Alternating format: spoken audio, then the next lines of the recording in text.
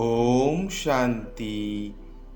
16-3-2024 প্রাত মুরলি বাপ-দাদা মধুবন। বাবা আজকে বললেন, মিষ্টি বাচ্চারা, জ্ঞানের ডিপার্টমেন্ট আলাদা, যোগের হলো আলাদা। যোগের দ্বারাই আত্মা শতপ্রধান হয়। যোগের জন্য একান্তের প্রয়োজন। আজকের প্রশ্ন, স্থায়ী স্মরণে থাকার আধার কি? উত্তর, তোমাদের কাছে যা কিছু আছে তা ভুলে যাও। শরীরও যেন স্মরণে না থাকে। সব কিছু ঈশ্বরীয় সেবায় লাগিয়ে দাও।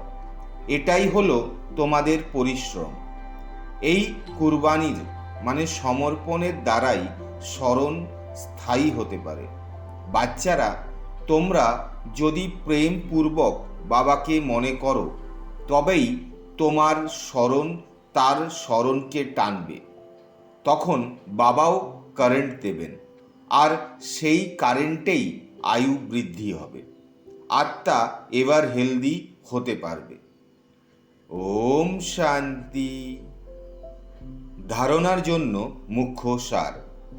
1 নম্বর, বাবার কাছ থেকে সার্চ লাইট নেওয়ার জন্য সকাল সকাল উঠে বাবাকে স্মরণ করতে বসতে হবে।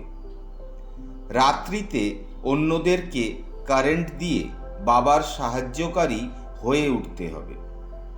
2 নম্বর, নিজের সব কিছু ঈশ্বরীয় সেবায় সফল করে এই পুরনো শরীরকেও ভুলে বাবার স্মরণে থাকতে হবে।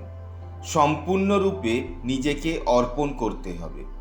দেহী অভিমানী হয়ে থাকার জন্য পরিশ্রম করতে হবে। আজকের মধুর বরদান হল, সদর্শন চক্রের দ্বারা মায়ার সব চক্রকে সমাপ্তকারী মায়াজিৎ ভব। নিজেকে জানা অর্থাৎ স্বয়ের দর্শন হওয়া, আর চক্রের জ্ঞান জানা অর্থাৎ সদর্শন চক্রধারী হওয়া।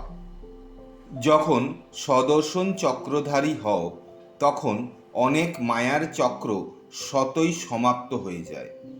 দেহবোধের চক্র, সম্বন্ধের চক্র, সমস্যার চক্র, মায়ার এই রকম অনেক চক্র আছে।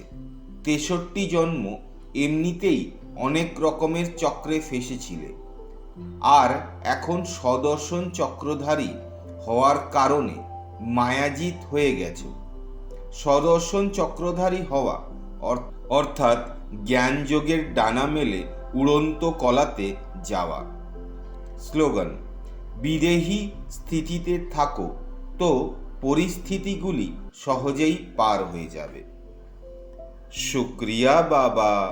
ওম শান্তি।